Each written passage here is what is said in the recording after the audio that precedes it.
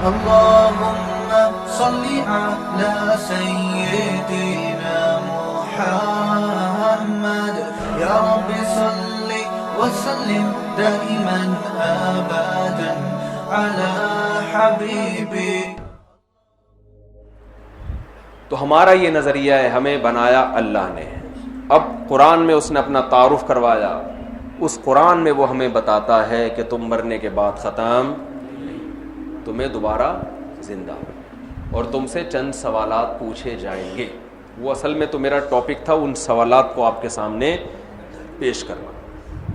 وہ سوالات یہ پوچھے جائیں گے کہ تم نے 4 باتوں پہ عمل کیا کہ نہیں کیا. آپ نے کوئی سوال پوچھنا ہے تو پرچی پہ لکھ کے رکھ لیں تو زیادہ اچھا ہے. 4 باتوں پہ تم نے عمل کیا کہ نہیں کیا. اللہ نے کہا میں نے امتحان میں 100% کامیابی جن لوگوں کے لیے رکھی ہے وہ 4 سوالات حل کر کے آئیں گے تو 100% کامیابی. اور یہ 4 لازمی ہیں، اس میں اور اختیاری نہیں. پہلا، اور یہ غیر مسلموں کے لیے نہیں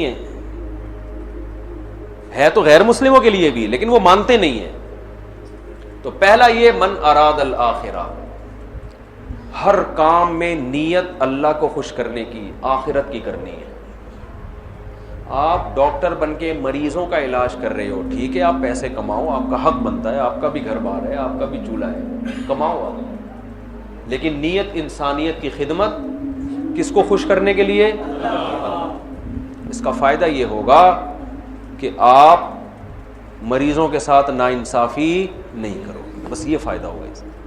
آپ مریضوں کو وہ دوا نہیں لکھ کے دو گے جو صرف آپ کے ماموں کے میڈیکل اسٹور پہ ملتی ہے، اس کے علاوہ پوری کائنات میں وہ دوا کہیں بھی نہیں ملتی. ڈاکٹر ہمیں تو بہت تجربہ ہوا ہے، لکھ کے دیتے ہیں، وہ اس کے ماموں کی دکان پہ ہی ہے، باقی تلاش امریکہ فون کر کے پوچھ لیا، کہہ رہے ہیں ہمارے میڈیکل اسٹوروں پہ بھی یہ دوا نہیں. ڈاکٹر اپنے ساتھ اپنے ماموں کی کھانچے بھی چلا رہا ہوں. تو یہ کس کے ساتھ خیانت ہے؟ مریض کے ساتھ. سمجھ میں نہیں آ رہی بات؟ تو یہ من اراد الآخرہ کے خلاف ہے. آخرت آپ کی نیت، آپ کمائیں، منع تھوڑی کیا. حضرت عثمان کروڑوں روپے کے سرمایے کے مالک تھے، تاجر تھے بہت بڑے. مغیرہ ابن شعبہ رضی اللہ تعالیٰ عنہ ارب پتی تھے. حضرت ابو بکر ارب پتی تھے. ہمارے ہاں جامعۃ الرشید میں جو مالدار صحابہ ہیں نا، ان کے سرمایے پر ایک ریسرچ ہوئی ہے تو پتہ چلا کروڑوں روپے کے، اربوں روپے کے مالک تھے یہ حضرات. اتنی چاندی تھی ان کے پاس، اتنے درہم تھے. نبی نے ان کو مال رکھنے سے منع نہیں کیا، اور یہ انہوں نے اپنے لیے بھی، اپنی ذات میں بھی استعمال کیا. نبی نے کیا فرمایا؟ ایماندار تاجر قیامت میں پیغمبروں کے ساتھ ہوگا. تو تجارت سے نہیں روکا، تجارت میں ایمانداری کا حکم دیا. ہاں، جہاں دنیا آخرت سے ٹکرا رہی ہوگی، تجارت کر رہے ہو، دکان کھولی ہوئی ہے، اذان ہو گئی، نماز کا ٹائم ہو گیا، تو اب اللہ آپ کو دکان کھولنے کی اجازت نہیں دیتا. تو قرآن کہتا ہے جو آخرت کا ارادہ رکھتے ہیں، آثر الحیات الدنیا، تو جس نے دنیا کو آخرت پہ ترجیح دے دی، اس کا مطلب اس کا آخرت کا ارادہ نہیں ہے. جب ٹکرائے گی نا دنیا اور آخرت، تو کس کو فوکس کرنا ہے؟ آخرت کو. سمجھتے ہو بات کو کہ نہیں سمجھتے؟ تو ڈاکٹروں کو ڈرنا چاہیے اللہ سے بھائی. اپنے ہدیے نذرانے کے چکر میں جو ہوتا ہے نا، وہ ہاں جو ریپرزینٹ کر رہے ہوتے ہیں اس دواؤں کو، میڈیکل ریپ والے، وہ گفٹ دے رہے، وہ رشوت ہے، وہ گفٹ نہیں ہے وہ. تو دوسری شرط اللہ نے بیان کی، وسعی لہا، آخرت کی نیت بھی کرے اور اس کی پھر کوشش بھی کرے. خالی نیت کر کے بیٹھا رہے، میری نیت ہے 1 کروڑ لوگوں کو کھانا کھلانے کی. نیت کرنے پر گورنمنٹ کی طرف سے کوئی پابندی کر لو. میری نیت ہے 4 شادیوں کی خواتین سے معذرت کے ساتھ. نہیں، آپ کی کہہ رہا ہوں، میں اپنا نہیں کہہ رہا. بعض لوگ ارادہ کرتے ہیں نا 4 بیوہ رکھوں گا میں. ہمارے ایک دوست ہیں بڑے بے تکلف ہیں، ایک دن مجھے کہنے لگے میں 4 شادیاں کروں گا بیوہ عورتوں سے، پتہ نہیں وہ کیوں نہیں رہی. میں نے کہا بیٹھے رہو یہاں پہ، لیٹ جاؤ آرام سے. بھائی ہلے گا، چلے گا، پھرے گا، تلاش کرے گا، پھر پیسوں مال بڑھانے کی بھی پھر کوشش کرے گا نا. جب 4 کو پالنا ہے تو پیسہ بھی تو ہوگا نا. میں یہ جو میں نے کہا نا میری نیت ہے، یہ میرا نہ سمجھیں آپ، میں آپ کی مثال دے رہا ہوں.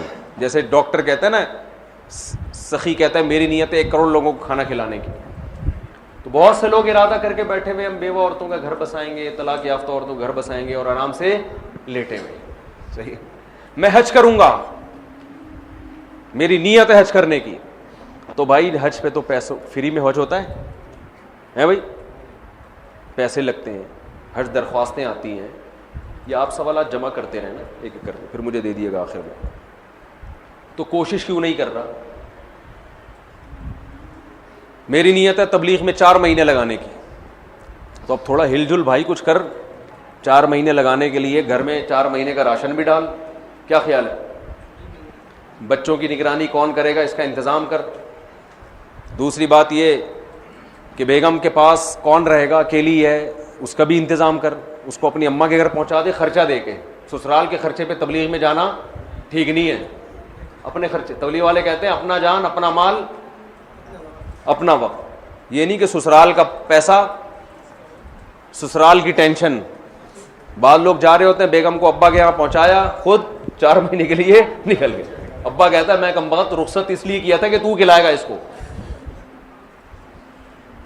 وہ ایک صاحب مجھے ملے چند دن، ابھی میرا سوات میں بیان تھا نا، وہ ایک صاحب نے کہا میں 1 سال تبلیغ میں لگا کے آیا ہوں، میرے بچے بگڑ گئے.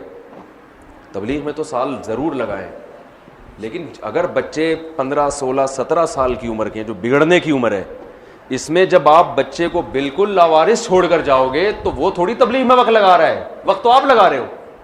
وہ چرسیوں میں اٹھ بیٹھ گیا، وہ ہیروئنچیوں میں بیٹھ گیا، وہ تو برباد ہو جائے گا. اس کا پہلے انتظام کر کے جاؤ. تو اللہ کہتے ہیں آخرت کی صرف نیت کافی نہیں ہے، اس کی کوشش. وسعی لہا، کوشش بھی کرنی ہے، ترتیب بنانی ہے، سوچنا ہے. جماعت میں نکلنا ہے تو کرنا ہے عملی طور پر. تبلیغ والے تو ترغیب دینے کے لیے کہہ دیتے ہیں کہ نیت کر لو، وہ اس لیے کہ چلو کچھ تو کرو نا. جب نیت کرے گا تو انشاءاللہ ہلے گا بھی تھوڑا سا وہ، لیکن پھر اس کے بعد کچھ کرنے کی کوشش بھی کرے. عورت چاہتی ہے میں پردہ کروں، تو خالی نیت سے تھوڑی ہوگا بھائی، تھوڑی سی تو ہمت بھی کرے نا، کوشش کرے.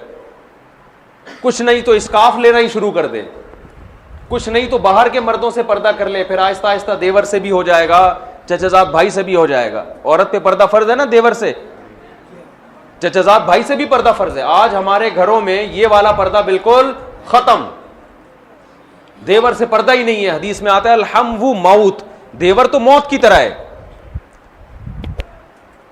اب لوگ کہتے ہیں اب بھابیاں جب دیور سے پردہ کرتی ہیں دیور کو غصہ آتا ہے کہ میری کیا غلط نظریں ہیں کیا. شریعت نے یہ نہیں کہا کہ جس کی نظریں غلط ہوں اس سے پردہ کرو، جس کی غلط نظریں نہیں ہیں اس سے پردہ نہیں. کیونکہ نظروں کا کوئی لیبارٹری ایسی نہیں ہے کہ ڈاکٹر کو چیک کرائیں تو ڈاکٹر کہے گا یہ 2 نمبر نظریں ہیں اس کی. ڈاکٹر آنکھیں چیک کر کے یہ تو بتا سکتا ہے کہ نظر کمزور ہے یا 6/6 ہے. یہ نہیں بتا سکتا کہ یہ نظریں پاکیزہ ہیں یا ناپاک ہیں. یہ اللہ کا کام ہے، یہ ڈاکٹروں کا کام نہیں ہے. اس لیے اللہ نے جوان عورت کو حکم دیا کہ ہر جوان مرد سے پردہ کرے. ہاں گھروں میں پردے کے احکام اس طرح نہیں ہوتے جیسے باہر ہوتے ہیں. جوائنٹ فیملی میں اگر عورت پردہ کرے گی، جو خواتین بیان سن رہی ہیں آج سے عزم کریں ہم انشاءاللہ ضرور پردہ کریں گے، کیونکہ اللہ نے کہا کامیابی کے لیے کوشش کرنا بھی ضروری. آج خواتین کی زندگیوں سے پردہ نکل گیا. یہ تو عورت کے لیے سب سے اہم، نماز کے بعد سب سے اہم حکم پردہ ہے عورت کے لیے. اور اس میں اللہ عورت کو فائدہ پہنچا رہے ہیں، مرد کا نقصان ہے اس میں. یورپ میں جو بے پردگی ہے اس میں مردوں کی عیاشی ہے، عورت کا بیڑا غرق ہو رہا ہے. اس میں عورت کا بیڑا غرق ہو رہا ہے. کوئی عورت کو بیوی بنانے کے لیے تیار نہیں ہے، سب گرل فرینڈ بناتے ہیں. تو جوائنٹ فیملی میں پردہ آسان ہے. اس میں یہ کر لے کہ سر پہ موٹی چادر لے لے، کہیں دیور گزرنے والا ہے تو فوراً چادر آگے کر لی. دیور پشتوں میں دیور ہی کہتے ہیں نا، ہیں فلیور لیور لیور. اب جیسے سر پہ چادر رکھے، دیور نے آنا ہے تو ذرا کھنکھار لے، تھوڑا سا کھانس لے، اور بھابھی تھوڑا سا چادر کو چہرے سے آگے کر دے، بس اتنا کافی ہے.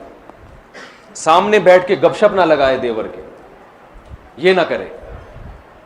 تو اتنا بھی نہیں کرتے بھائی، یہ تو پھر اللہ کے حکم کی بغاوت ہے نا. ہمارے نبی کہہ رہے ہیں الحم و موت، دیور سے زیادہ سخت پردہ ہے. سخت کا مطلب پردہ لازمی کرنا ہے اس سے. تو وسعا، اللہ فرماتے ہیں نیت بھی آخرت ہو اور اس کے ساتھ ساتھ کوشش بھی ہو.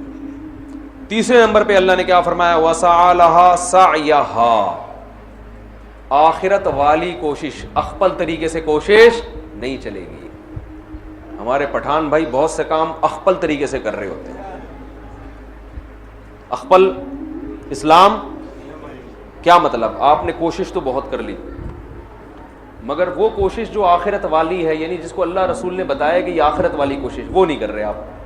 دیکھو آپ نے رمضان میں روزہ رکھا، 13-14 گھنٹے کا روزہ ہو گیا، بھوک پیاس سے آپ تڑپ رہے ہو، سورج غروب ہو گیا، سب لوگ روزہ افطار کر رہے ہیں، جلدی جلدی بھائی کھجور کھاؤ. دیر کرنا کیا ہے؟ مکروہ ہے، ناپسندیدہ ہے، خلاف سنت. آپ نے کہا نہیں، میں 14 گھنٹے کا تو پشاور میں سب نے رکھا ہے روزہ، میں 18 گھنٹے کا رکھوں گا. ورنہ پشاور اور کراچی میں فرق کیا ہوگا؟ تو کراچی والے بھی رکھ لیتے ہیں 13-14 گھنٹے کے. ہم جب پشاور میں ہیں تو پھر پشاور میں تو پھر ہم کتنے گھنٹے کا رکھیں گے؟ ہم زیادہ، ہم طاقت زیادہ ہے ہمارے اندر.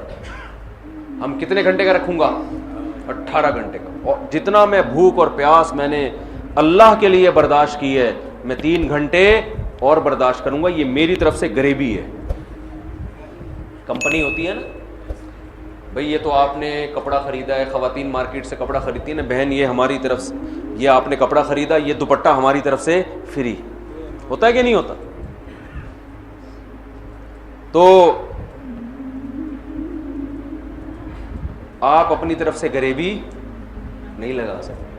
بھائی یہ آپ کوشش تو کر رہے ہو، لیکن یہ کوشش آپ کی اپنی بنائی ہوئی کوشش ہے، یہ اللہ اس کے رسول نے نہیں بتائی. آپ فجر کی 2 رکعتیں پڑھتے ہو، اگر آپ اپنی طرف سے محنت کر کے 3 پڑھ لو، نماز قبول ہوگی؟ تو اسی طرح یاد رکھو، یہ ربیع الاول کا مہینہ ہے نا، ربیع الاول کا مہینہ، آپ اللہ اس کے رسول صلی اللہ علیہ وسلم سے محبت کا اظہار اس طرح سے نہیں کر سکتے جس طرح اللہ اس کے رسول نے نہیں بتایا. ربیع الاول میں صحابہ کرام نے یہ کچھ کیا یا نبی نے یہ کچھ کیا جو آج ہو رہا ہے بھائی؟ میں ایک ٹیکنیکل دلیل دوں. دیکھو نبی صلی اللہ علیہ وسلم کا جو یوم ولادت تھا نا، پیر کا دن تھا. کون سا دن تھا؟ پیر کا دن. یہ تو صحیح حدیث سے ثابت ہے. اب سوال پیدا ہوتا ہے کہ یوم ولادت کیا عید کا دن ہو سکتا ہے کہ نہیں ہو سکتا؟ بہت سے لوگ کہتے ہیں یوم ولادت کیا ہے؟ عید کا دن ہے، عید میلاد النبی کہتے ہیں نا. تو ہم اللہ اس کے رسول سے پوچھتے ہیں کہ یا رسول اللہ صلی اللہ علیہ وسلم، آپ بتائیے کہ آپ کا ولادت کا دن کیا عید ہو سکتا ہے کہ نہیں ہو سکتا؟ تو مسلمانوں کے ہاں 2 طرح کی عیدیں ہوتی ہیں، ایک بڑی عیدیں اور ایک چھوٹی عیدیں. ایک عید الفطر، عید الاضحیٰ. یہ سال میں عید الفطر بھی ایک دفعہ اور عید الاضحیٰ بھی ایک دفعہ. اس میں ہم نماز پڑھتے ہیں، نہاتے ہیں، دھوتے ہیں اور مصلی کی طرف جاتے ہیں، ایک دوسرے کو مبارکبادیں دیتے ہیں، جانور ذبح کرتے ہیں. ساری دنیا میں یہ منائی جاتی ہے. کیا خیال ہے؟ اور ایک ہفتے میں ایک ایسی عید ہے جو ہر ہفتے ریپیٹ ہوتی ہے، جس کو جمعے کا دن کہا جاتا ہے. یہ بھی چھوٹی عید ہے. یہ بھی کیا ہے؟ اس میں بھی کچھ عید کا لک اللہ نے ڈالا ہے. اس میں بھی خطبہ ہوتا ہے، اور عید الفطر اور عید الاضحیٰ میں بھی کیا ہوتا ہے؟ خطبہ. اس میں بھی 2 رکعتیں، ان میں بھی 2 رکعتیں. اس میں بھی نہاتے دھوتے ہیں، سنت ہے. اور ان دونوں عیدوں میں بھی کیا خیال ہے بھائی؟ نہاتے. ان دونوں عیدوں میں روزہ حرام، اور جمعے کے دن بھی روزہ مکروہ. خاص جمعے کو مخصوص سمجھ کے روزہ رکھنا حدیث میں اس سے منع کیا ہے. کسی کا چھٹی کا دن ہے یا اس کو آسانی ہے تو ایک الگ بات ہے. اس نیت سے روزہ رکھنا کیا جمعے کا دن بڑا دن ہے تو میں اس لیے روزہ رکھ رہا ہوں، اس کی حدیث میں ممانعت ہے. تو پتہ چلا عید کا لک آیا کہ نہیں آیا اس میں.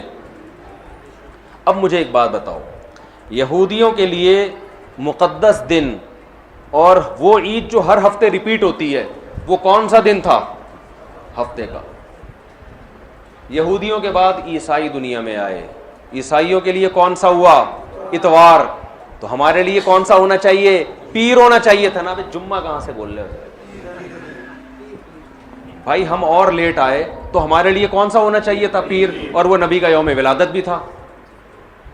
لیکن نبی کا یوم ولادت تھا، اس لیے اللہ نے پیر کو نہیں رکھا. ریورس کر دیا جمعے کو، تاکہ لوگ یوم ولادت کو عید سمجھنا نہ شروع کر دیں.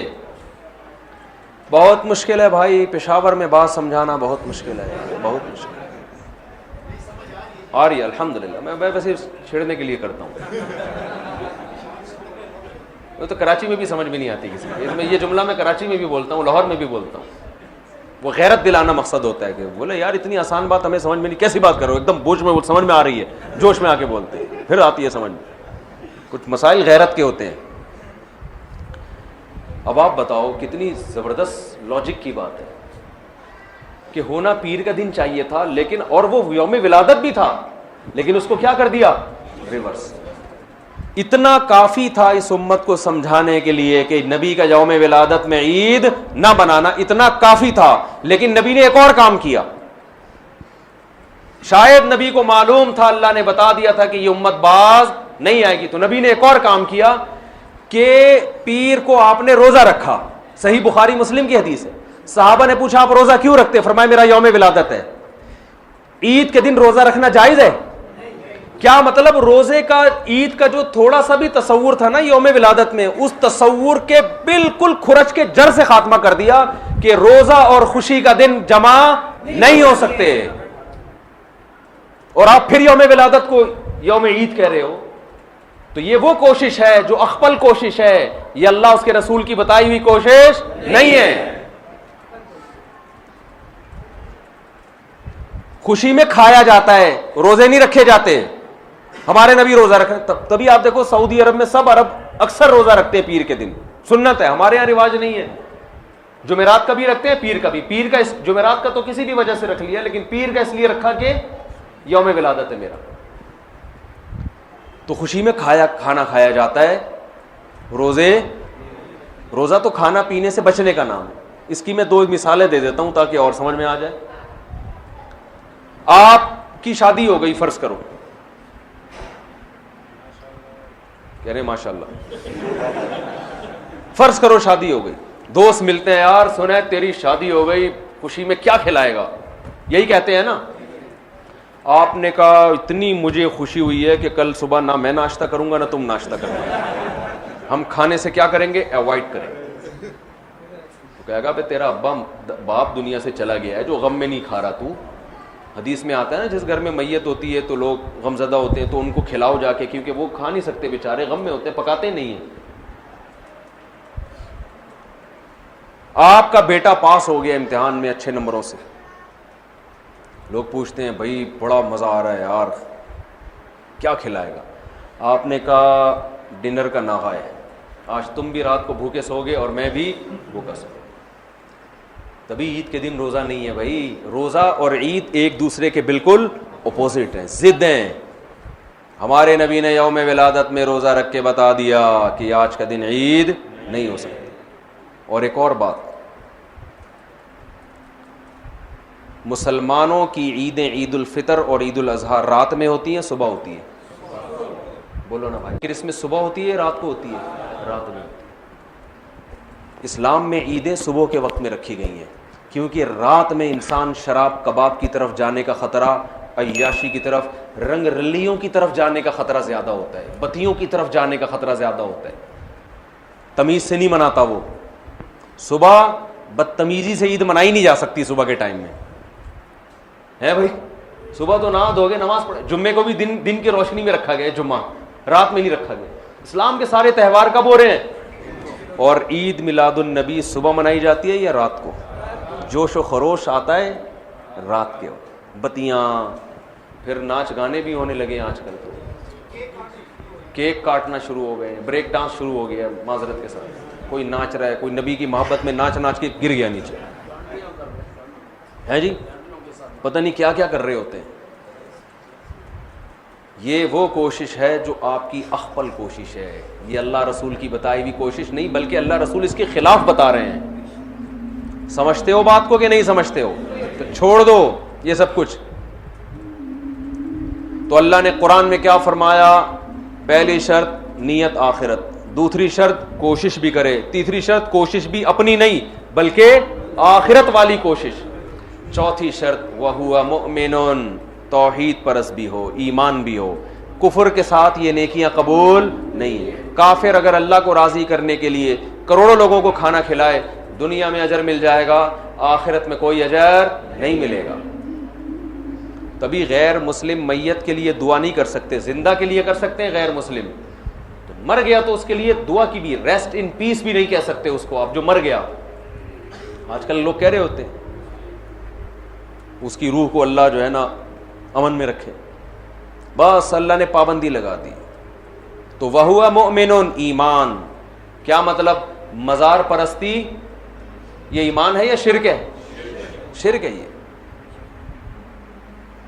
ندا لغیر اللہ, صرف یا اللہ مدد چلے گا اللہ کے ہاں, اور کوئی نعرہ اللہ کے ہاں قابل قبول نہیں. ہم کہتے ہیں ایاک نعبد و ایاک نستعین, صرف تجھ سے تیری عبادت کرتے ہیں اور مدد صرف, یہ صرف کا لفظ بھی لگا ہوا ہے اس ترجمے میں, کیونکہ مفعول بھی جو آبجیکٹ ہے نا اس کو پہلے کر دیا.